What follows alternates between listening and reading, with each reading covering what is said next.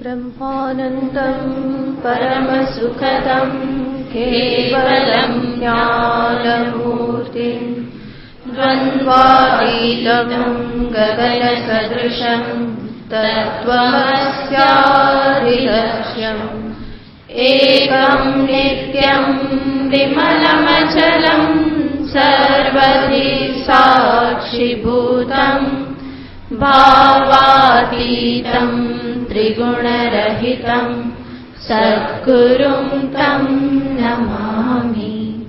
ॐ पार्थाय प्रतिबोधितां भगवता नारायणेन स्वयं व्यासेन ग्रथितां पुराणमुनिना मध्ये महाभारतम् अद्वैतामृतवर्षिणीं भगवती अष्टादशाध्यायिनी अम्ब त्वामनुसन्दधामि भगवद्गीते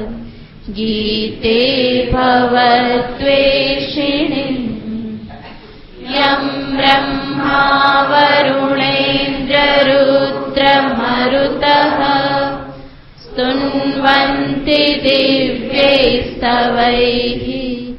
वेदैः साङ्गपदक्रमोपनिषदैः गायन्ति यं सामगाः ध्यानावस्थिततद्गतेन मनसा पश्यन्ति यं योगिनः यस्यान्तं न विदुःसुरासुरगणा देवाय तस्मै नमः।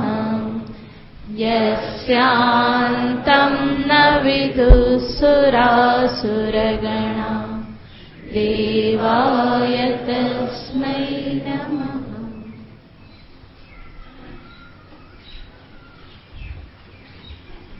ત્રીજો શ્લોક. શ્રી ભગવાનુવાચ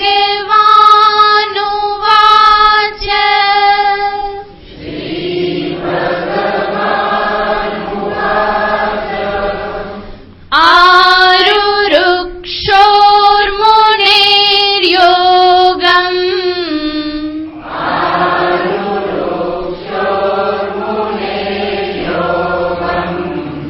कर्म कारणमुच्यते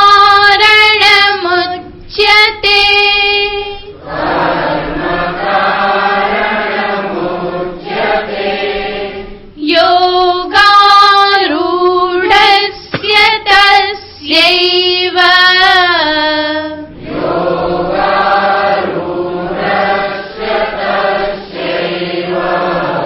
शमः कारणमुच्यते।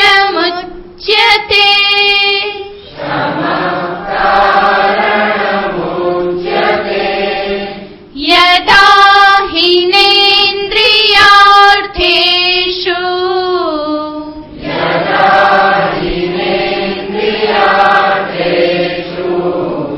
न कर्मस्वनुषज्यते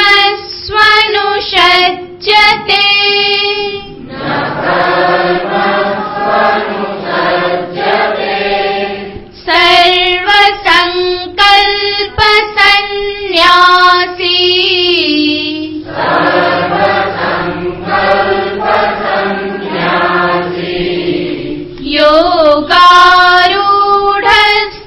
योगारूढस्तदोच्यते।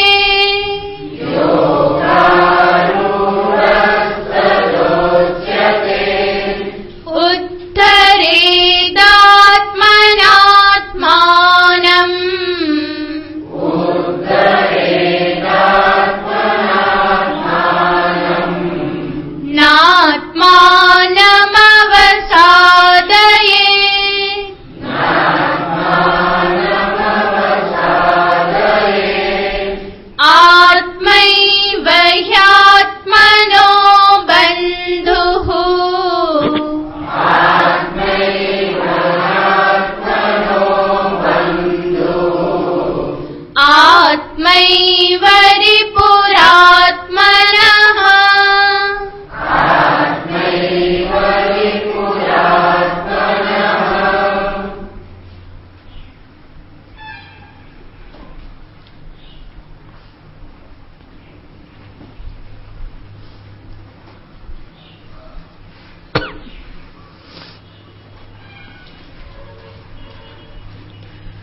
જીવનમાં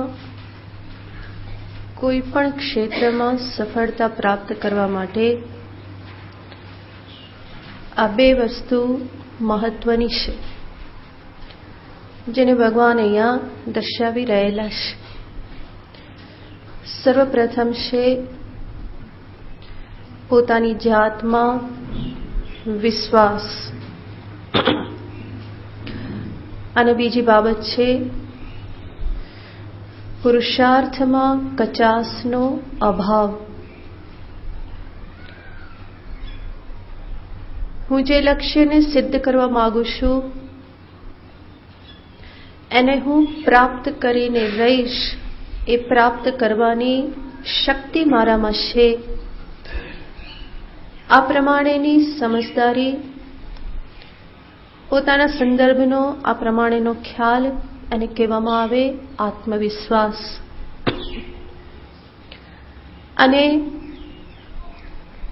ધ્યેય સિદ્ધિને અર્થે જે પણ કરવું પડે એ કરવા માટે હું તૈયાર હોઉં. એના માટે જે પણ પુરુષાર્થ કરવો પડે એ પુરુષાર્થમાં હું કચાશ ન રાખું. આ બે બાબત જો મારી પાસે હોય તો હું જરૂર સફળતા પ્રાપ્ત કરું જ કરું.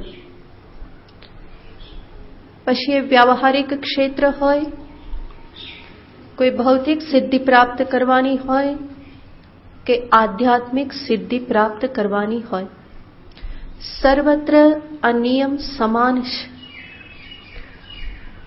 તો સાધકને માટે પણ આ બે બાબતો આવશ્યક છે, જેને ભગવાને અહીંયા દર્શાવેલી છે.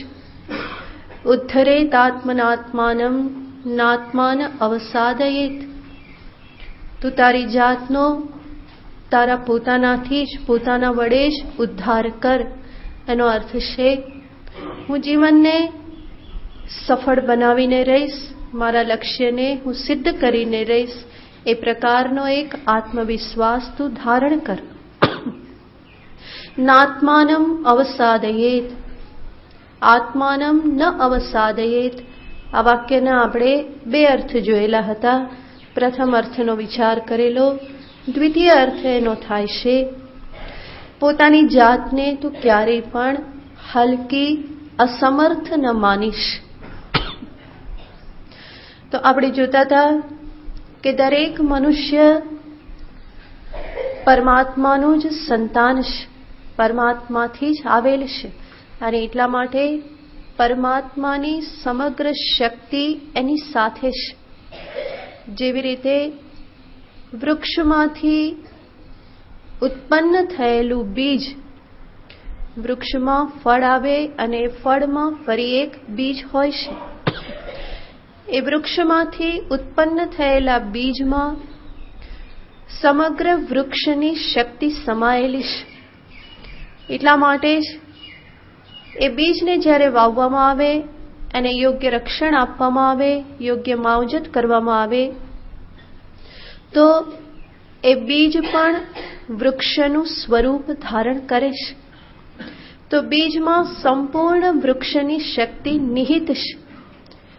એવી જ રીતે જીવમાં શિવની શક્તિ નિહિત છે. ત્યાં જ બેસી જાઓ, જ્યાં ખુરશી છે ત્યાં બેસી જવાનું. હા, જે લોકો પણ મોડા આવે, બેનો બાજુ ખુરશી ખાલી હોય તો ત્યાં બેસી જવાનું.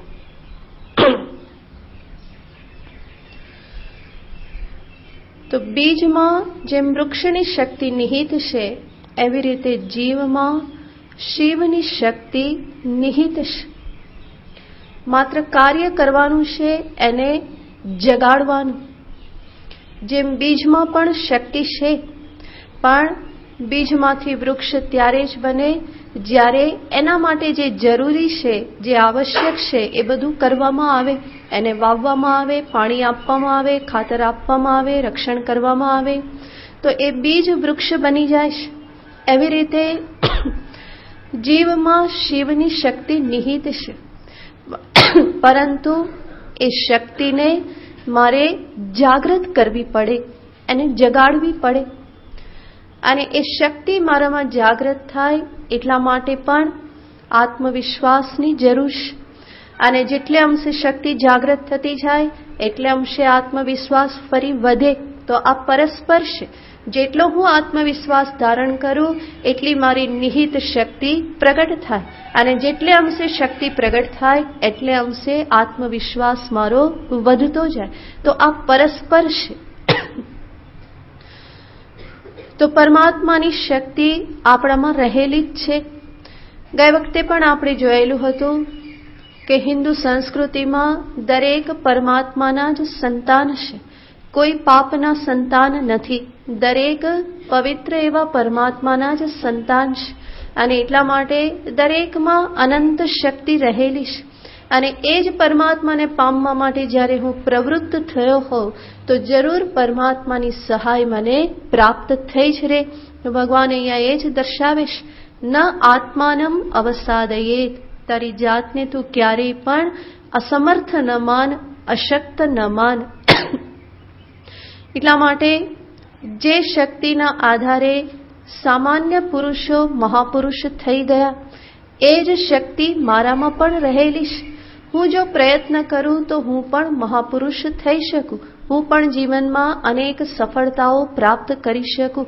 આવશ્યકતા છે આત્મવિશ્વાસની અને યોગ્ય દિશામાં પુરુષાર્થ કરવાની. પુરુષાર્થ યોગ્ય દિશામાં થવો જોઈએ અને પૂરતા પ્રમાણમાં થવું જોઈએ.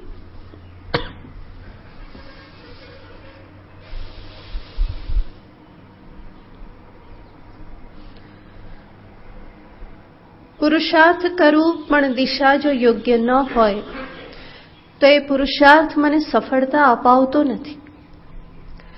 પુરુષાર્થ કરવું પણ પૂરતા પ્રમાણમાં ન કરવું તો પણ સફળતા પ્રાપ્ત ન થાય.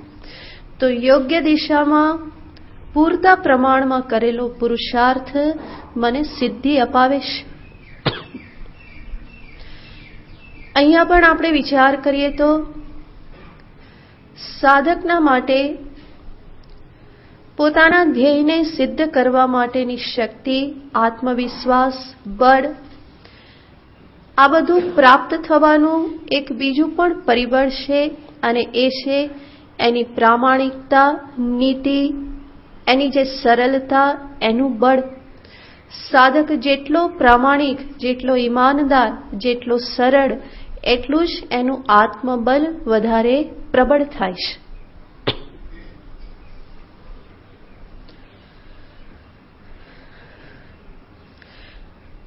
જીવનમાં ચોરી, જૂઠ, બદમાશી, કાવા દાવા, આ બધી બાબતો જે છે એ મારી શક્તિનો હ્રાસ કરે છે, મને અંદરથી નિર્બળ બનાવે છે. તો સાધકનું બળ ઈમાનદારી છે, પ્રામાણિકતા છે. સત્ય માટેનો પ્રેમ, સત્યના પથે ચાલવું, સત્યના માટે ત્યાગ કરવો, સત્યના માટે સુખનો ત્યાગ કરવો, નીતિને હંમેશા પકડી રાખવી. આના કારણે સાધકના અંતરમાં એક આત્મબલ પ્રાપ્ત થાય છે. બાકી ગુરુ અને ઈશ્વરની સામે હું સાધક બનીને ઊભો રહું અને વ્યવહારના ક્ષેત્રમાં હું કાવા દાવા, બદમાશી કરતો રહું તો એ મને ક્યારેય પણ આત્મબળ પ્રદાન ના કરે.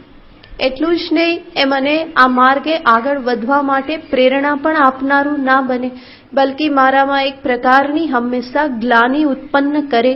કારણ કે પોતે તો જાણવાનો જ છે કે હું શું ઝંખું છું અને શું કરી રહેલો છું, ક્યાં પહોંચવા માંગુ છું અને હું કઈ દિશામાં જઈ રહેલું છું. એટલે અનેક વખત મેં કહેલું છે કે સાધક આખી દુનિયાને છેતરી શકે પણ પોતાની જાતને એ છેતરી શકતો નથી.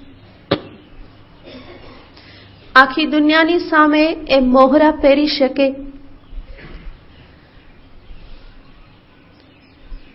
અનેક પ્રકારનો અભિનય કરી શકે, પરંતુ પોતાની જાતથી એ ક્યારેય કંઈ છુપાવી શકતો નથી.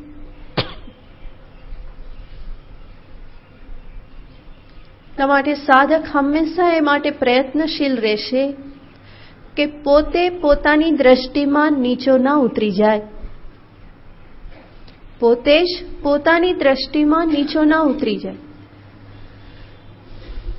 પોતે પોતાની દ્રષ્ટિમાં હલકો સિદ્ધ ન થાય.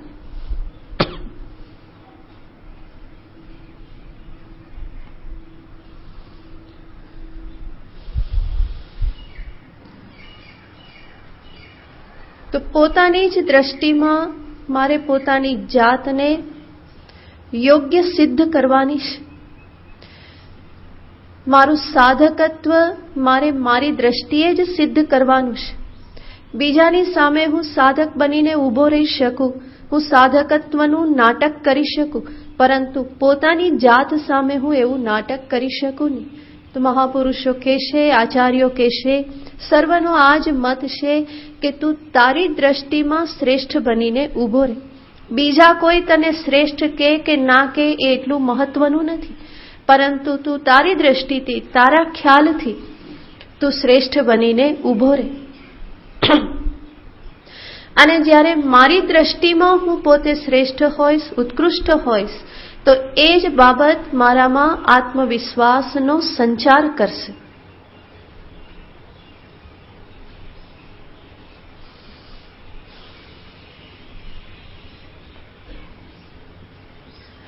જરૂર એક મનુષ્ય તરીકે ઘણી બધી નબળાઈઓ હોઈ શકે, ખામી હોઈ શકે, પણ એનાથી પણ મારે જાગૃત થવાનું છે. કોઈનામાં નબળાઈ હોવી, ખામી હોવી એ કોઈ દોષ નથી, પરંતુ એ નબળાઈને કે ખામીને છાવરી રાખવા, એમાંથી બહાર નીકળવા માટે પ્રયત્ન ન કરવો એ એના માટે દોષરૂપ છે. ખામીઓ દરેકમાં હોય, ભૂલો દરેકથી થાય. દરેકના શરીરની, દરેકના મનની, દરેકની બુદ્ધિની મર્યાદાઓ હોય છે. કોઈ એ દ્રષ્ટિએ પૂર્ણ નથી તો ખામીઓ હોઈ શકે, પરંતુ ખામી હોવી એટલા માત્રથી સાધક અસમર્થ કે હલકો થઈ જતો નથી. પરંતુ ખામીને છાવરી રાખવી અથવા તો પોતાની ખામીને ગુણ તરીકે દર્શાવવી, આ બધાના કારણે એ સાધનામાં પાછો પડે છે.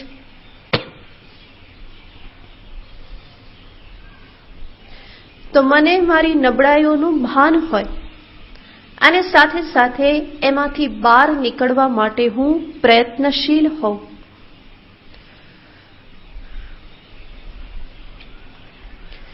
એટલું જ નહીં,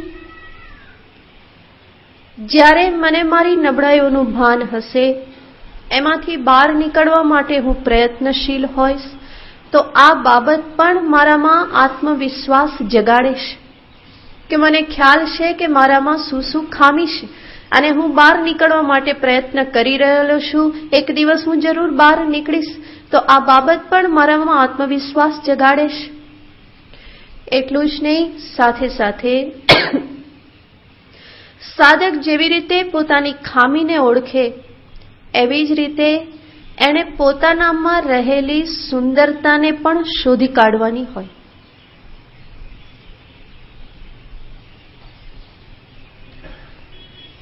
દરેક વ્યક્તિમાં કંઈક ને કંઈક સુંદરતા રહેલી જ હોય છે. આપણે જોયું એમ દરેક જીવ પરમાત્માનું સંતાન છે અને પરમાત્મા અખિલ સૌંદર્ય નિધિ છે, સૌંદર્યનો ખજાનો છે. તો એનું જે સંતાન હોય એનામાં પણ જરૂર સુંદરતા, સૌંદર્ય હોય જ. તો મારે જ મારી સુંદરતાને શોધી કાઢવાની હોય અને મારામાં રહેલી સુંદરતા જો હું શોધી કાઢું તો એ બાબત પણ મને આત્મવિશ્વાસ પ્રદાન કરે છે. મને ખ્યાલ આવે કે હું નકામો નથી, મારામાં પણ કંઈક સુંદરતા રહેલી છે, કંઈક ગુણો રહેલા છે, કોઈક આવડત રહેલી છે. તો એને સામે રાખી અને અંતરને આત્મવિશ્વાસથી ભરી દેવાનું હોય.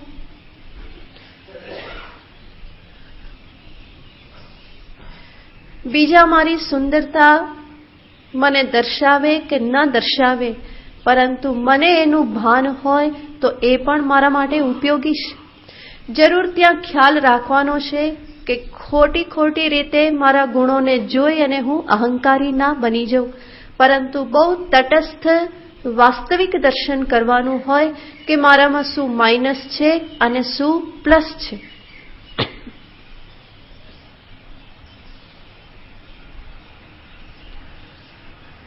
જેટલે અંશે મનુષ્ય પોતાના માઇનસ પોઈન્ટ પ્લસ પોઈન્ટને જાણે એટલે જ અંશે એ પોતાની જાતથી પરિચિત થાય, અને જેટલે અંશે પોતાની જાતથી પરિચિત હોય એટલે જ અંશે એ આત્મવિશ્વાસથી પણ પૂરિત થાય છે. પોતે પોતાને જાણતો નથી, પોતાને ઓળખતો નથી, અને એટલા માટે કાં તો પોતાની જાતને હંમેશા કોસતો રહે અને કાં તો ખોટી બડાસ મારતો રહે, કાં તો એ લઘુતા ગ્રંથિથી પીડાતો રહે અને કાં ગુરુતા ગ્રંથિમાં મહાલતો રહે. પરંતુ આખરે તો બંને ગ્રંથિ જ છે, બંને ગાંઠ જ છે, બાંધનાર જ છે. તો એ બંને ગ્રંથિમાંથી મુક્ત થવા માટે પોતાની જાતનો પરિચય કેળવવો પડે, અને એ પરિચય બહુ તટસ્થતાથી, જેમાં મારે પોતાની જાતને એકદમ નીચી પણ કરી નાખવાની જરૂર નથી અને હવામાં ઉડવાની પણ આવશ્યકતા નથી, પરંતુ જે વાસ્તવિકતા જે છે, વાસ્તવિકતાની ભૂમિ ઉપર હું ઊભો રહી શકું. અને જ્યારે હું વાસ્તવિકતાની ભૂમિ પર ઊભો હોઉં તો જરૂર હું એક ડગલું આગળ પણ વધી શકું. જે ભૂમિ ઉપર જ ઊભતો નથી, હવામાં જે જોકા ખાય આગળ ક્યાં વધવાનું, અને જે ખાડામાં પડેલો જ પોતાને માને છે એ પણ એક ડગલું આગળ ના વધે, પરંતુ જે વાસ્તવિકતાની ભૂમિ પર ઊભેલો છે એ જ કોઈક એક ડગલું આગળ વધી શકે. ભગવાન અહીંયા આપણને એ જ દર્શાવવા માગે છે, તું તારી જાતથી પરિચિત થા, તારામાં પણ ઘણી બધી શક્તિઓ રહેલી છે. ભગવાનની સહાય હંમેશા સાથે છે, ગુરુનું માર્ગદર્શન સાથે છે. તારા જીવનનો ઉદ્દેશ્ય સ્પષ્ટ હોય, તારું ચારિત્ર્ય નિષ્કલંક હોય, હૃદયમાં સદ્ભાવના હોય, તું સત્કર્મ કરતો હોય, તો જીવનમાં નિષ્ફળતા ક્યાં સ્પર્શ કરવાની છે. હતાશા નિરાશાને વળગવાની કોઈ આવશ્યકતા જ નથી, બલકે હંમેશા તું અગ્રેસર જ થતો રહે, એક પછી એક ડગલું તું આગળ વધતો જા. અને એક ડગલું આગળ વધીશ તો આગળ પણ પ્રકાશ પ્રાપ્ત થશે, ફરી આગળ વધ્યો, આગળ પણ પ્રકાશ પ્રાપ્ત થશે. તો જરૂર છે મારા તરફથી ચાલવાની, હું મને ઓળખું અને એના આધારે પછી હું આગળ વધું. તો સાધકનું લક્ષણ છે જે હંમેશા એકલો આગળ વધવા માટે તૈયાર હોય, એ કોઈ સાથ સંગાથની રાહ જોતો નથી, કારણ કે અધ્યાત્મ યાત્રા જે છે એ સંપૂર્ણ એકલા ચાલવાની યાત્રા છે, આંતર યાત્રા છે. બહારની યાત્રા હોય તો હાથમાં હાથ પકડીને ચાલી શકાય, પરંતુ એ યાત્રા તો આંતર યાત્રા છે, અને આંતર યાત્રા એ એકલા જ યાત્રા કરવાની છે. જરૂર અમુક અંશે મને ગુરુની સહાય, સહાધ્યાયીઓની સહાય, આ બધું મને મળી શકે, પરંતુ છતાં પણ ચાલવાનું તો મારે પોતાએ જ રહેશે. અને હકીકત એ છે કે સાધક જો એકલો ચાલવા તૈયાર થઈ જાય તો એ ક્યારેય એકલો રહેતો નથી. જ્યારે જ્યારે એને જરૂર પડે ત્યારે મદદ એને હંમેશા મળતી જ રહેતી હોય છે.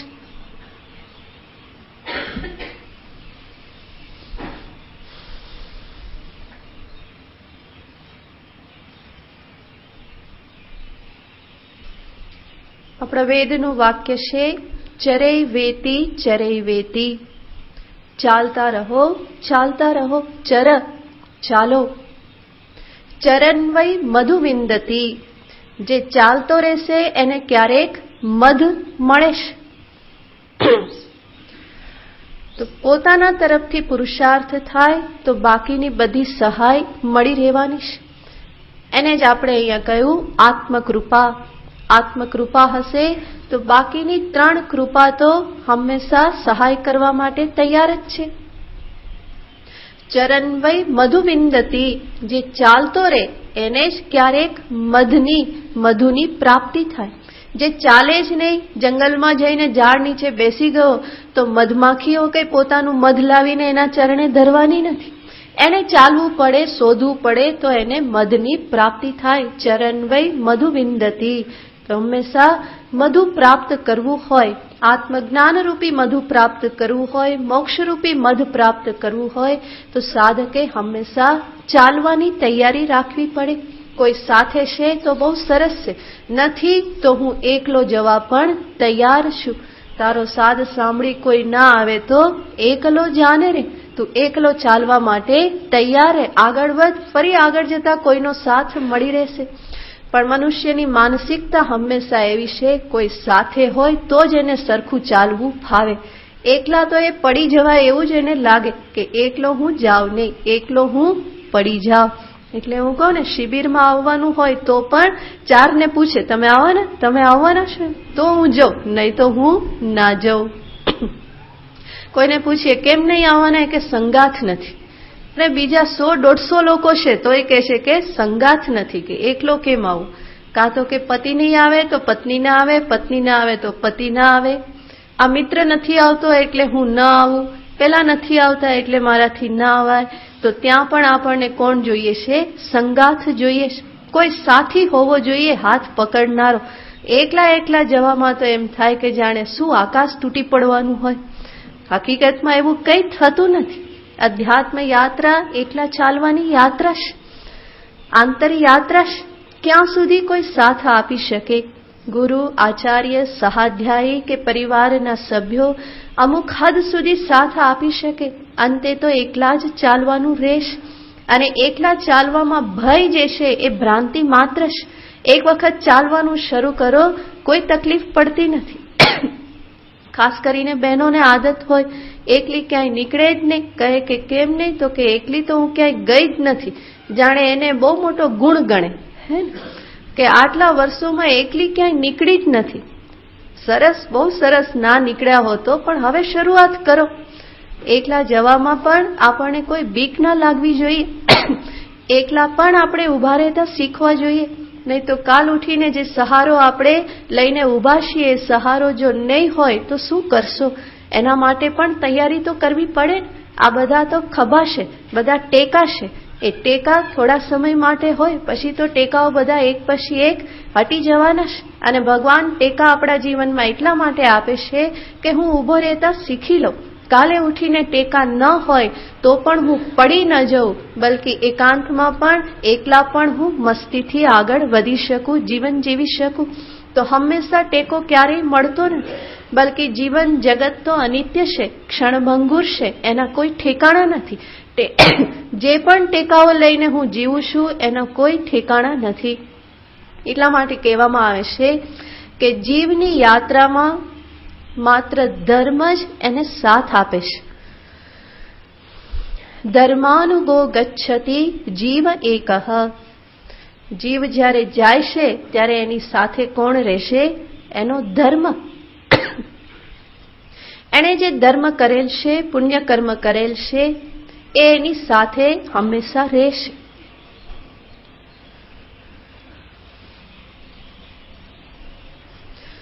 તો કહેવામાં આવે છે કે જ્યારે મૃત્યુ થાય ત્યારે ભાર્યા ગૃહદ્વારી, ભાર્યા જે છે, પત્ની જે છે, ક્યાં સુધી? તો કે ગૃહદ્વાર, ઘરના દ્વાર સુધી એ સાથે ચાલે છે. દ્વારથી આગળ પત્ની સાથ આપી શકતી નથી. સ્વજન જે છે એ સ્વજન સ્મશાન સુધી આવે છે. સ્મશાનથી આગળ સ્વજન મને આગળની યાત્રામાં સાથ આપતા નથી. દેહ જે છે એ પણ ચિતા સુધી મને સાથ આપે છે. દેહ પણ અહીંયા છૂટી જાય છે. માત્ર સાથે કોણ રહેશે? ધર્માનુગો ગચ્છતિ જીવ એકઃ. માત્ર ધર્મ એ જીવની સાથે જાય છે. તો ધર્મ જ એક સાથી છે. સાધકને માટે પણ એ જ સાથી છે. જેટલા એના સત્કર્મ છે, જેટલા એના પુણ્ય છે, એના આધારે એ આધ્યાત્મિક જીવનમાં સહાય પ્રાપ્ત કરતો જાય છે. એની વૃદ્ધિ માટે એણે હંમેશા પ્રયત્ન કરવાનો હોય. અને એની વૃદ્ધિ માટે આજુબાજુ એ જોતો રહે તો વૃદ્ધિ થાય નહીં. પોતાના લક્ષ્યને સામે રાખી અને આગળ વધતા જવાનું છે. જરૂર જ્યાં સુધી કોઈ સહારો છે, સરસ છે. પતિ પત્ની સાથે છે, બહુ સરસ છે. બંને અધ્યાત્મ પથે સાથે જોડાયેલા છે, તો એના જેવું સદભાગ્ય બીજું કંઈ ના કહેવાય. બંને સાથે આવતા હોય, સત્સંગ કરતા હોય, સાધના કરતા હોય, એ મહાન પુણ્યનું ફળ છે. ખૂબ સરસ છે. પરંતુ એ પતિ પત્નીએ પણ સાથે રહી અને શીખી લેવાનું છે કે સાચો સહારો એક ઈશ્વર જ છે. અત્યારે આપણને સાથે ભેગા કરેલા છે એટલા માટે કે જેથી કરીને આપણે એકલા ઊભા રહેતા શીખી જઈએ. પતિ અને પત્નીને ભગવાને સાથે કર્યા છે એટલા માટે જેથી કરીને એકબીજામાં જે સુંદરતા છે એને એ પ્રગટ કરી દે. પત્ની એવો વ્યવહાર કરે કે પતિમાં જે સુંદરતા છે એ પ્રગટ થવા લાગે. પતિ એવો વ્યવહાર કરે કે પત્નીમાં જે સુંદરતા જે છે એ પ્રગટ થવા લાગે. અને આવી રીતે બંને પરસ્પર એકબીજાના માટે આત્મવિશ્વાસ વધારવા માટે એ પૂરક બની રહે, એકબીજા માટે નિમિત્ત બની રહે, એકબીજાને અધ્યાત્મ પથે પ્રેરણા કરવા માટે, એને આગળ વધારવા માટે એ નિમિત્ત બની રહે. તો બંને સાથે છે, બહુ સરસ છે. સાથે હોય અને છૂટા પડી જવાની જરૂર નથી કે હવે તો એકલા જ જવાનું, તમે તમારી રીતે આવજો કે એવી રીતે નહીં. સાથે છે અને સાથે રહેવાનું છે. નહીં તો પછી આવતા શુક્રવારે કે હવે હું એકલી જાઉં, તમે એકલા જાઓ. કેમ? કારણ કે યાત્રા કેવી કરવાની છે? એકલા જ કરવાની છે. ઉપદેશને એવી રીતે ગ્રહણ ના કરો. સાથે છો, બહુ સરસ છે, સાથે ચાલવાનું છે. પરંતુ સાથે ચાલતા ચાલતા તૈયારી રાખવાની છે કે કાલ ઉઠીને એકલા જવું પડે તો પણ હું જવા માટે તૈયાર છું. ગૃહસ્થાશ્રમ એટલા માટે જ છે કે એકબીજા જે છે એ એવી રીતે વ્યવહાર કરે, એવી રીતે એકબીજાને સમજે કે જેના પરિણામે બંનેની પરસ્પર આધ્યાત્મિક ઉન્નતિ થાય. પરસ્પર દેવો ભવ, બંને એકબીજા માટે દેવ બની રહે, એકબીજાને પ્રકાશ આપનારા બની રહે, એકબીજાની ખામી પ્રત્યે પણ જાગૃત કરે, એકબીજાની સુંદરતા પ્રત્યે પણ જાગૃત કરે. અને આવી રીતનો જ્યારે સંબંધ હોય પતિ પત્નીનો તો આધ્યાત્મિક ઉન્નતિ પણ બહુ ઝડપથી થાય. ખરેખર એમાં બહુ ઝડપ આવે. એકલો સાધુ પોતે મથે એના કરતા પતિ પત્ની એકબીજાની સહાય કરી અને આ રીતે બંને સાધક બનીને આગળ વધે તો ખરેખર એની પ્રગતિ બહુ જલ્દી થાય. કારણ કે એને હંમેશા કોઈ કેનાર છે, ખોટા માર્ગે ગયો તો કેનાર છે, એની સુંદરતાને પ્રગટ કરવા માટે પણ કોઈ સાથે રહેલું છે, આત્મવિશ્વાસને વધારનાર કોઈ છે. તો ખરેખર બહુ ઝડપથી ઉન્નતિ થાય. પણ સાથે સાથે યાદ રાખવું પડે કે સહારો એ સહારો છે. ગમે ત્યારે એ છૂટી શકે, ગમે ત્યારે મારે એકલા ઊભા રહેવું પડે. તો સાધકે આના માટે હંમેશા તૈયાર રહેવાનું હોય. નહીં તો હંમેશા સાથ જોઈએ, સંગાથ જોઈએ. થોડુંક કંઈક કરવાનું હોય તો કે કોઈ સાથે હોય તો જ, બેનપણી હોય, મિત્ર હોય તો જ અમારાથી આગળ વધાય, નહીં તો એ વિચાર કરવાનો જ નહીં. તો એવી રીતે જીવવાથી આધ્યાત્મિક ઉન્નતિ થતી નથી. ભગવાન અહીંયા કહેશે આત્મવિશ્વાસથી ભરપૂર થા, તારે જ તારો ઉદ્ધાર કરવાનો છે. તું જે સહારા લેશે એ સહારાઓથી તારો ઉદ્ધાર થવાનો નથી. એ થોડા સમય માટે તને મદદરૂપ થાય, પરંતુ ઉદ્ધાર તો તારે જ કરવો પડે. તારા માટે કોઈ સૂઈ શકવાનું નથી, તારા માટે કોઈ ધ્યાન કરી શકવાનું નહીં, તારા માટે કોઈ જપ કરી શકવાનું નહીં. આ બધું કોણે કરવું પડે? આત્મકલ્યાણના જે કંઈ પણ સાધનો છે એ તારે પોતાએ જ જીવનમાં એનું અનુષ્ઠાન કરવું પડે. અને હકીકત એ છે કે સાધક પોતે જો વિશ્વાસથી ભરપૂર થઈ અને એક વખત ચાલવા લાગે તો એને પાછળથી ઘણા બધા સહાય કરનારા મળી રહેવાના જ. જરૂર શરૂઆતમાં કોઈ પગ ખેંચનારા પણ થશે, કોઈને કોઈ પગ ખેંચશે, અટકાવશે, પરંતુ ત્યાં અટક્યા વગર જો એ આગળ ગયો તો પછી જગત તમારી પાછળ પાગલ થશે. શરૂઆતમાં એવું થાય કે જગત તમારા માટે આડું આવે, પણ તમે જો એને ઉલ્લંઘી અને આગળ જતા રહ્યા તો જગત તમારી પાછળ પાગલ થશે. પણ પહેલેથી જગતની સામે મોં વકાસીને ઊભા રહ્યા તો એ તમને બહુ નાચ નચાવશે, તમને વલખા મરાવશે, નચાવશે. એટલા માટે સાધક ક્યારેય પણ જગતની ઉપર આધાર રાખતો નથી. એને તો ભરોસો એક રામનો, પરમાત્માનો ભરોસો, એના આધારે એ આગળ વધતો જાય. જગતનો ભરોસો એને ખબર છે કે આ ભરોસો કરવા જેવો નથી. અને શરૂઆતમાં કોઈ સાથ આપવાના નહીં. એ તો પછી આગળ વધી ગયા ત્યારે પછી બધા વાહ વાહ પોકારવા લાગે. પહેલા જ્યારે કોઈ સાધુ થાય ને ત્યારે કે આ નકામો, જો કે આવું થયું. પણ પછી ખબર પડે કે સંત બહુ મહાન થઈ ગયા તો પછી આવીને પગે પડે. પરંતુ શરૂઆતમાં તો બધા પગ ખેંચનારા જ હોય.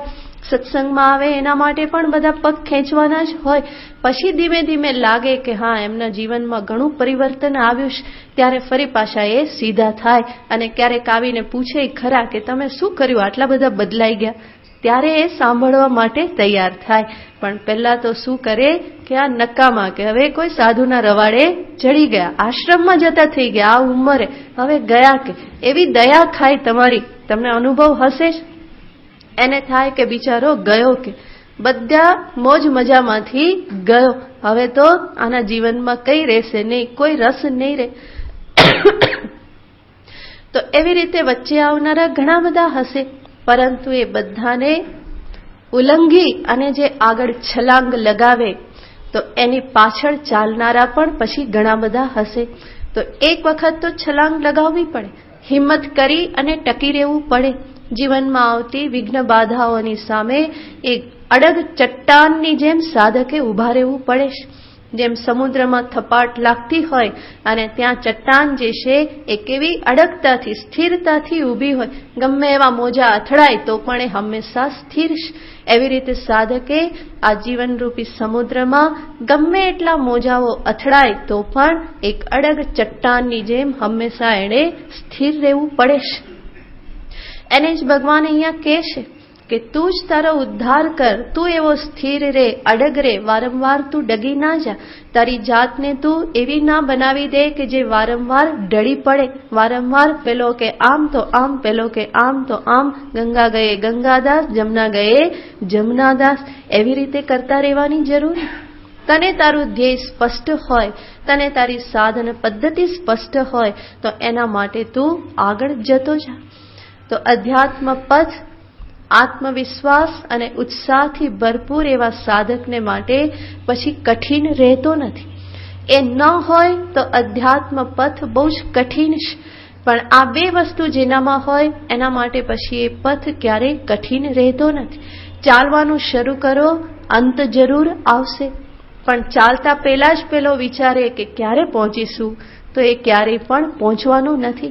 શરૂ કરો, એક એક ડગલું આગળ વધતા જાઓ તો એનો અંત જરૂર આવવાનો છે. એટલા માટે કહેવામાં આવે કે તું એક ડગલું ચાલ તો ઈશ્વર કેટલા ડગલા ચાલશે? 10 ડગલા. પણ આ જીદ કરીને બેસે કે ઈશ્વર પેલા 10 ડગલા ચાલે તો જ હું એક ચાલું, તો એવી તમારી જીદ ઈશ્વરની સામે ચાલવાની નથી. પ્રથમ ડગલું પહેલ તારે કરવી પડે. તું એક ડગલું ચાલ, તૈયાર જ છે 10 ડગલા ચાલવા માટે, બલકી એને 10 ડગલાય નહીં કરવા પાડે. પરમાત્મા માટે તો એક છલાંગ, એક ડગલું જ બસ છે, તારી પાસે પહોંચી જશે. પણ શરૂઆત તારે પોતાએ કરવાની છે. એટલા માટે બાઇબલમાં એક બહુ સરસ વાક્ય છે જેમાં કહેવામાં આવે છે કે માગો તો મળશે. માગો તો મળશે.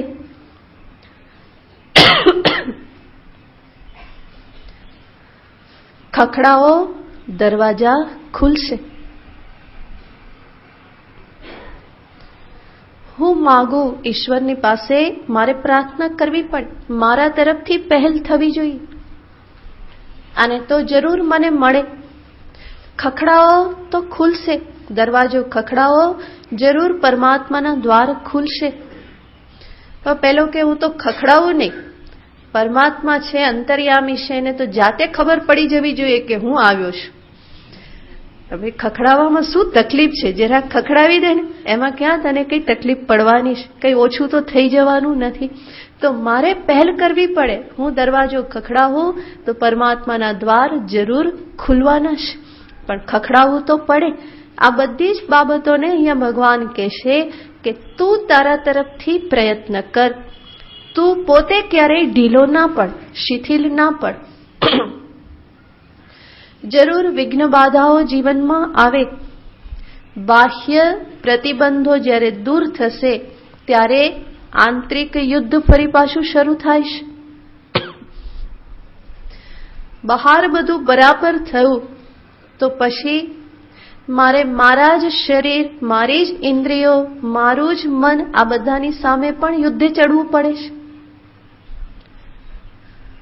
અને બહારને તો કદાચ જીતવા કે એનો સામનો કરવો ઘણું સરળ છે, પણ આજે આંતરિક બાધાઓ, આંતરિક શત્રુઓ જે છે એની ઉપર વિજય પ્રાપ્ત કરવો એ બહુ જ કઠિન છે. અને એના માટે પહેલા કરતા પણ બમણા આત્મવિશ્વાસની જરૂર પડે છે.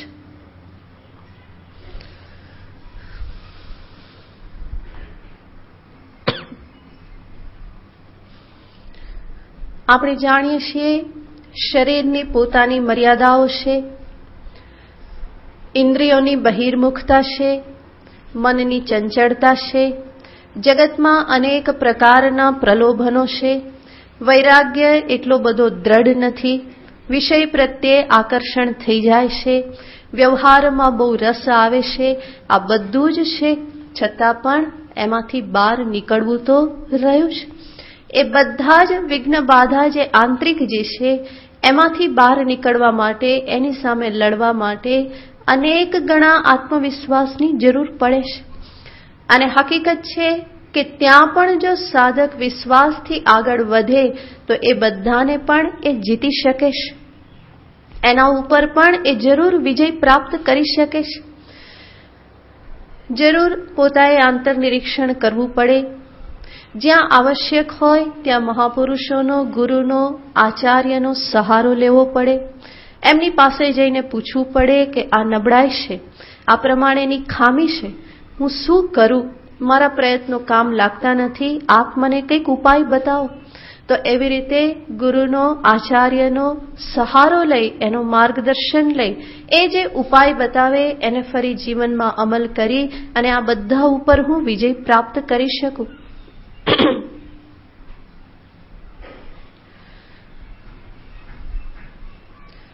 આ બધું કરતા કરતા જરૂર ક્યારેક જીવનમાં હતાશા, નિરાશાના વાદળો ઘેરાઈ જાય, પણ ત્યારે જ મારે મારા આત્મવિશ્વાસની મદદ લેવાની છે. ત્યારે જ મારે એ આત્મબલને કામમાં લેવાનું છે. બધું બરાબર હોય ત્યારે તો બરાબર છે, કંઈ તકલીફ નથી, પણ કંઈક તકલીફ આવે ત્યારે જ આત્મવિશ્વાસની જરૂર પડે છે. ત્યાં જ પોતાનામાં એક પ્રકારની શક્તિની મને આવશ્યકતા જણાય છે. અને ત્યાં પણ હું ફરીને વિચાર કરું, મારામાં રહેલી શક્તિનું સ્મરણ કરું, મારામાં રહેલી કેટલીક નબળાઈઓમાંથી હું કેવી રીતે બહાર આવેલો છું, અત્યાર સુધીમાં મારામાં કેટલું પરિવર્તન આવ્યું છે, કેટલો સુધારો થયો છે, એ બધાને હું જો સામે રાખું તો ફરી મારામાં આત્મવિશ્વાસ આવે કે હજુ જેટલું બાકી રહ્યું છે એને હું પાર કરી શકીશ. તો આ બધા ઉપાયો છે. ક્યારે મારે મારી ખામીઓ જોવી, ક્યારે મારે મારા પ્લસ પોઈન્ટ જોવા, મારી મનોસ્થિતિને સામે રાખી અને મારે મારું દર્શન કરવું પડે છે. કોને હું જોઉં તો હું આગળ વધીશ, એના માટે સાધકે પોતાએ વિવેક કરવો પડે છે.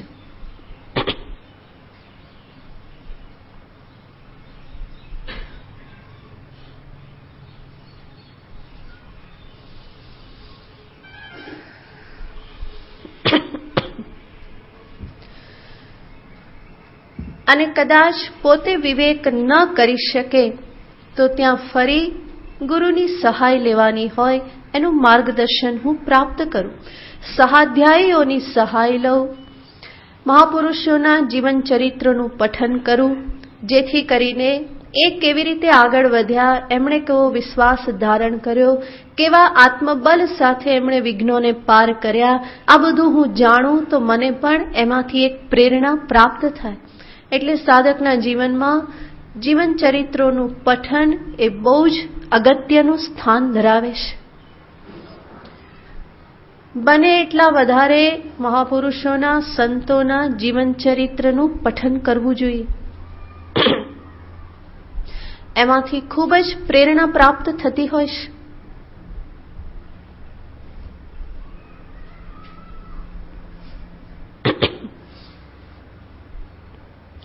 સાથે સાથે આપણે એ પણ જાણવું જોઈએ કે જીવનમાં ક્યારેક ભૂલ પણ થઈ શકે, ક્યારેક લપસી પણ પડાય, ફસકી પણ જવાય. આ બધી સંભાવનાઓ મને ખ્યાલ હોવો જોઈએ. અને એટલા માટે ક્યારેક મારાથી ભૂલ થઈ જાય તો એ મને એટલી હતાશ નિરાશ નહીં કરે. મારાથી કેમ આવું થઈ ગયું એ પ્રમાણે એ વિરોધ નહીં કરે, પરંતુ તરત સ્વીકાર કરશે, સાધક શું, મારાથી પણ ભૂલ થઈ જાય, હવે બીજા વખતે હું ધ્યાન રાખીશ. તો આ રીતે પોતાની ભૂલને જોઈ એનો સ્વીકાર કરીને પણ ફરીને એમાંથી બહાર નીકળવાનું રહે. અને જે ચાલે એ પડે, એ લપસે. જે ચાલે જ નહીં એના માટે પડવાની કોઈ સંભાવના નથી. હું સાધક છું, ચાલી રહેલો છું, હું ક્યારેક પડી પણ શકું, લપસી પણ શકું. તો પડી જવું, લપસી જવું એ પણ કોઈ દોષ નથી, પણ પડ્યા પછી પાછા બેઠા ન થવું એ મહાન દોષ છે. ચાલનારો પડે પણ ખરો, જે ખાટલામાં જ પડ્યો રહે એ ક્યાંથી પડે? ઓલરેડી પડેલો છે, એ ક્યાંથી પડે? ઘણા ખાટલામાંથી પડી જતા હોય છે ઊંઘમાં.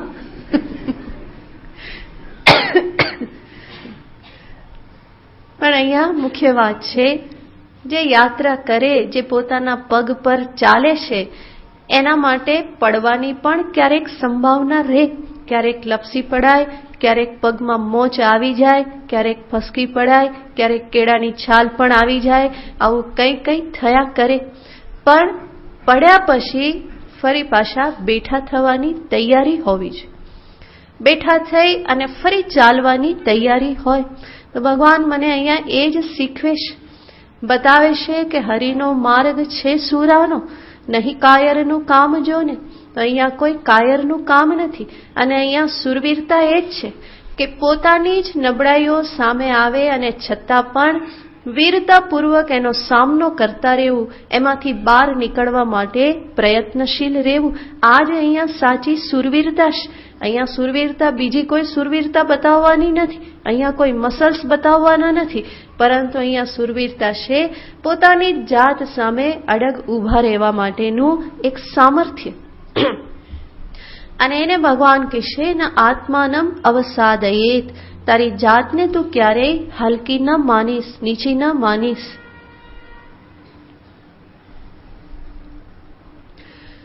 ઘણી વખત સાધકોના મનમાં આ પ્રકારની પોતાની જાત વિશેની અસમર્થતા ક્યારેક વક્તાઓ પણ ભરી દેતા હોય છે. વક્તા, ઉપદેશ આપનાર પણ જો જાગ્રત ના રહે તો એ પણ શું કહેતા રહેતા હોય છે, તમે તો સંસારી જ છો, તમે તો પામર છો, તમે કંઈ પ્રાપ્ત કરવાના નહીં, વિષયોમાં જ પડેલા છો, ધન પાછળ પડેલા છો, તમે આવા છો, તેવા છો, આવું એને કહેતા રહેવામાં આવતું હોય. અને પરિણામે સાંભળનાર જે શ્રોતા જે છે હંમેશા પોતાને કેવો અનુભવ કરે? પોતાને પામર જ અનુભવ કરે. એક પ્રકારની ગિલ્ટી એ હંમેશા અનુભવ કરતો રહે, પરંતુ એ યોગ્ય નથી. જે વક્તા છે, ઉપદેશ આપનાર જે છે, એણે ઉપદેશ આપતી વખતે પણ એવું ધ્યાન રાખવું જોઈએ કે આ શબ્દો કોઈ ખોટી અસર તો નહીં કરે ને, એના આત્મવિશ્વાસમાં ભંગ તો નહીં કરે ને, અથવા તો આ શબ્દો એના અહંકારને તો વધારી નહીં દે ને. તો આચાર્ય જે છે, વક્તા જે છે, એનું કાર્ય બહુ જવાબદારી ભરેલું કાર્ય છે. કારણ કે વ્યાસપીઠ ઉપરથી બોલવામાં આવતા દરેક શબ્દ શ્રોતા શ્રદ્ધાપૂર્વક સાંભળે છે, એને સત્ય માની અને ગ્રહણ કરે છે. એટલા માટે જે બોલનાર જે છે એની જવાબદારી પણ બહુ મોટી જવાબદારી છે. તો ભગવાન અહીંયા જે કહે છે સાધકને માટે, એમાં આચાર્ય પણ એને સહાયભૂત થતા હોય છે. સ્વયં ભગવાન પણ અર્જુનને ઉપદેશ આપે છે. અર્જુનને જ્યારે જે કહેવાનું છે ભગવાન જરૂર એને કહેશે. જ્યારે જરૂર હતી ત્યારે ભગવાને કહ્યું, ક્લેબ્યમ માસ્મગમઃ પાર્થ, હે અર્જુન, આવો નપુંસક કાયર ન થા. અને એ જ ભગવાન અર્જુનને ફરી પાછા સંબોધન કરે છે, હે પ્રિય સખા, હે અનઘ. અર્જુન, તું કોણ છે? તું મારો પ્રિય સખા છે. ગમે તે નબળાઈ તારામાં હોય છતાં પણ તું મને કેવો છે? પ્રિય છે. સાથે સાથે કે છે, હે અનઘ, તું કોણ છે? અનઘ છે, તું નિષ્પાપ છે, પાપ રહિત છે. તો આ બધા જે શબ્દો જે છે એ અર્જુનમાં એક પ્રકારનો વિશ્વાસ પ્રેરિત કરે. આચાર્ય દ્વારા પણ જે શબ્દો કહેવામાં આવતા હોય, જે સંબોધન કરવામાં આવતું હોય, એ શિષ્યના અંતરમાં એક વિશ્વાસ, એક પ્રકારનું આત્મબલ પ્રેરિત કરનારા હોવા જોઈએ. નહીં તો હંમેશા કહેવામાં આવે તમે મૂર્ખા છો, તમે બુદ્ધુ છો, કોઈની અક્કલ ચાલતી નથી. આવું વારંવાર કહેવામાં આવે તો પેલી ચાલતી હોય તોય કેવી થઈ જાય? બુઠ્ઠી થઈ જાય.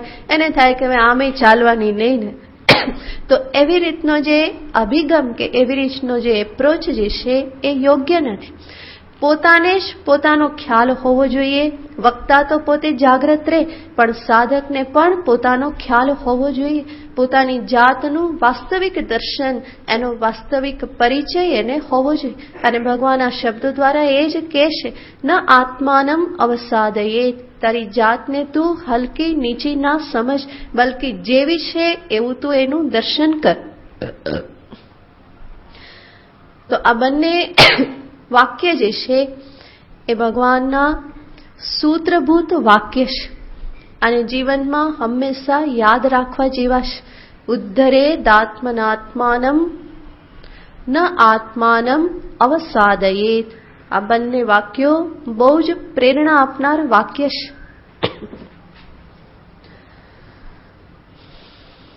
હવે ભગવાને જે કહ્યું, ઉદ્ધરેદાત્મનાત્માનમ, તું જ તારો પોતાનો ઉદ્ધાર કર. આવું ભગવાને શા માટે કહેલું છે? એના માટે ભગવાન આગળની પંક્તિમાં કહેશે, આત્મૈવ હિ આત્મનો બંધુઃ આત્મૈવ રિપુઃ આત્મનઃ. આત્મા જ આત્માનો બંધુ છે. તારું મન જ તારું બંધુ છે, મિત્ર છે. અને તારું મન જ તારું શત્રુ છે.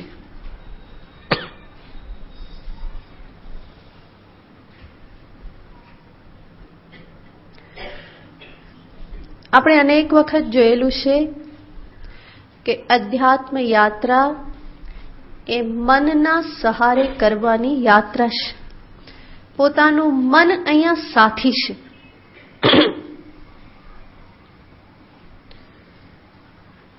અને જ્યારે પણ આપણે યાત્રા કરવાની હોય તો એ યાત્રા આપણા મિત્ર સાથે કરીએ તો સુખદ નીવડે કે શત્રુ સાથે કરીએ તો સુખદ નીવડે? હા, તમે શું પસંદ કરો? મિત્રોને જ સાથે લો ને યાત્રામાં જાઓ ત્યારે. જ્યારે પણ યાત્રામાં જવાનું હોય, ફરવા જવાનું હોય તો કોને પૂછવા જાઓ કે આવવું છે? જે રોજ તમારી સાથે ઝઘડતો હોય એને પૂછો? ક્યારેય નહીં પૂછો. બલકી એને ખબર ના પડે એની તકેદારી રાખો કે ખબર પડી તો પાછો વળગશે, એની સાથે આપણે જવું નથી. તો જ્યારે પણ યાત્રા કરવાની હોય, બહાર જવાનું હોય તો આપણે મિત્રને જ શોધીએ છીએ. મિત્ર સાથે હોય તો યાત્રા સુખદ નીવડે. અને શત્રુની સાથે યાત્રા કરવાની હોય તો એ હંમેશા દુઃખદ નીવડે. કારણ કે શત્રુ ગમે ત્યારે મારું અહિત કરી શકે, ગમે ત્યારે મારા પૈસા એ લૂંટી શકે, ગમે ત્યારે કંઈક આડાઅવડું કરી શકે. તો શત્રુની સાથે ક્યારેય યાત્રા સુખદ ના થાય. ભગવાન અહીંયા કહેશે કે આ જે અધ્યાત્મ યાત્રા જે છે એ મનના સહારે કરવાની છે. હવે આ યાત્રાને જો તારે સુખદ બનાવવી હોય તો મનને કેવું બનાવવું પડશે? મિત્ર બનાવવું પડે. અને એ યાત્રા જો મન મિત્ર નહીં હોય, શત્રુ હશે તો કેવી બની રહે? દુઃખદ બની રહેશે. અને તારું મન તારું મિત્ર પણ બની શકે છે અને તારું શત્રુ પણ બની શકે છે. અને મારું મન એનો અર્થ હું પોતે જ, હું મારો મિત્ર બની શકું, હું જ મારો શત્રુ પણ બની શકું. આત્મૈવ હ્યાત્મનો બંધુઃ આત્મૈવ રિપુઃ આત્મનઃ. રિપુ એટલે શત્રુ.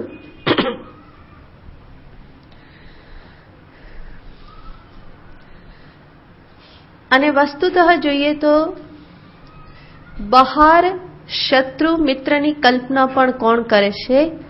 મન જ કરે છે. આ મારો મિત્ર છે કે આ મારો શત્રુ છે એવું નક્કી કોણ કરે છે? મન નક્કી કરે છે.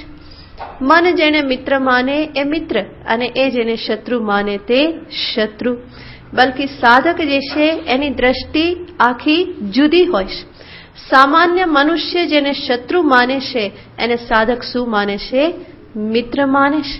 શત્રુ ક્યારેક મને એક બે શબ્દ આડા અવડા કહી દે તો સાધક જે છે એ શું વિચારે કે એણે મને મારી નબળાઈ પ્રત્યે જાગૃત કર્યો.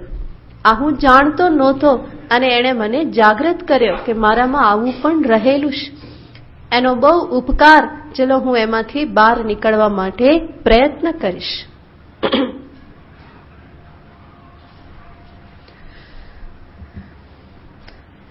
અને સંભવ છે કે બહારનો મિત્ર હંમેશા મને મસ્કાજ માર્યા કરે તો એ કોઈ મારો ઉપકાર કરતો નથી. પણ મારા મનને સારું શું લાગે?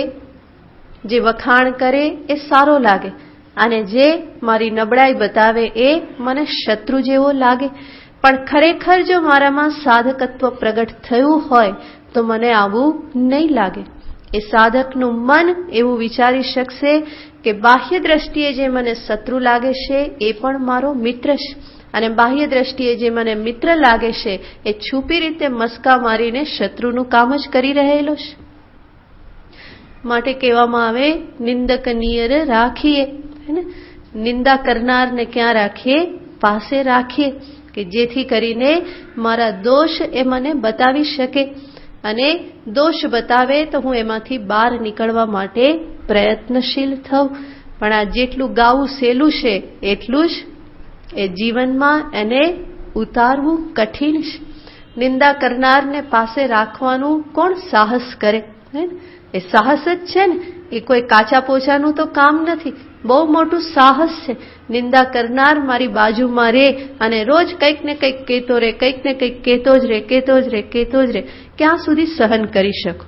કદાચ તમે હોશે આ બધો સત્સંગ સાંભળીને કોઈને લાવો કે ભાઈ મારી બાજુમાં રહે, અને એણે ચાલુ કર્યું સવારથી, સાંજ નહીં પડવા દો કે જા ભાઈ હવે હાથ જોડું, હતો ત્યાં પાછો તું જતો રહે, ત્યાં જ સારો, તું તારી જગ્યાએ સારો ને હું મારી જગ્યાએ સારો, હું જેવો છું એવો સારો છું, મારે નિંદા સાંભળવી નથી. તો સાધકનું મન એવું હોય કે જે આ બધાથી કંટાળે ને એ ત્યાં પણ મિત્રતાને જોઈ શકે, મિત્રત્વને જોઈ શકે, શત્રુમાં પણ મિત્રનું દર્શન એ કરી શકે. અને આપણે મોટે ભાગે જોઈએ જે મહાપુરુષો થયેલા છે એ મહાપુરુષોના જીવનમાં કોઈક ને કોઈક એવો પ્રસંગ હોય છે કે જ્યાં એને મેણું મારવામાં આવ્યું છે, અને એ જે મેણું મરાયું એનાથી એ જાગી ગયેલા છે. પછી નરસિંહ મહેતા હોય કે તુલસીદાસ હોય, એના જીવનમાં આવો કોઈક પ્રસંગ જે છે કે જે એમણે જગાડી દેશે.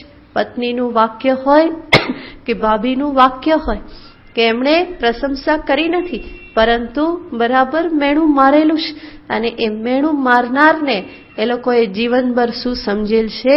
એને કલ્યાણકારી સમજેલ છે.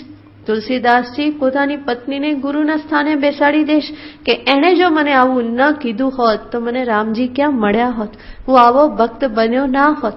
કે નરસિંહ મહેતાને પણ ભાભીએ મેણું માર્યું ના હોત તો એ શિવજીની ઉપાસના કરી ના હોત, કે રાસલીલાના દર્શન એમને થયા ન હોત, નરસિંહ મહેતો આવો પરમ ભક્ત થયો ના હોત. તો જે સાધક છે, ભક્ત જે છે, એ આ બધામાં પણ કોનું દર્શન કરે છે? કલ્યાણનું દર્શન કરે છે, હિતચિંતકનું દર્શન કરે છે. તો આ બધું શું બતાવે છે? કે બહાર જે શત્રુ મિત્ર જે છે એ પણ આપણા મનના આધારે છે. મન એને કઈ રીતે મૂલવે છે, કઈ રીતે જુએ છે, એના ઉપર બધો આધાર છે. પણ અહીંયા ભગવાન વાત કરે છે પોતાના મનની, કે તારું સ્વયંનું મન જ મિત્ર બની શકે અને સ્વયંનું મન જ શત્રુ પણ બની શકે. આજે મન જે છે એક પ્રકારનું સાધન છે. એ સાધનના સહારે મારે યાત્રા કરવાની છે. સાધનનો ઉપયોગ કરતા આવડે તો એ સાધન મને સિદ્ધિ અપાવે, અને સાધનનો ઉપયોગ કરતા ન આવડે તો એ સાધન મારા જીવનમાં કોઈક હાનિ પહોંચાડે.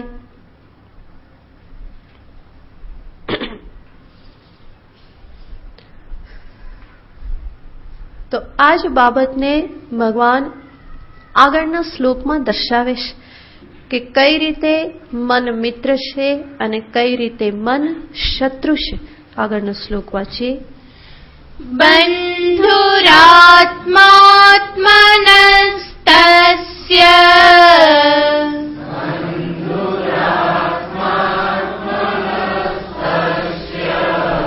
येनात्मैवात्मना जितः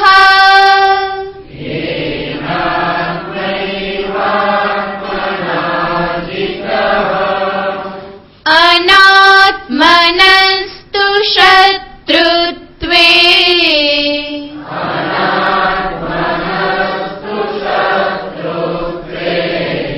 वर्तेतात्मैव शत्रुवत्.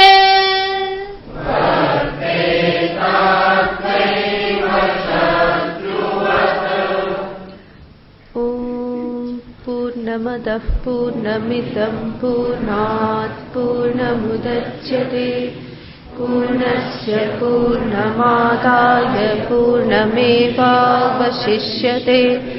ॐ शान्ति शान्ति शान्तिः.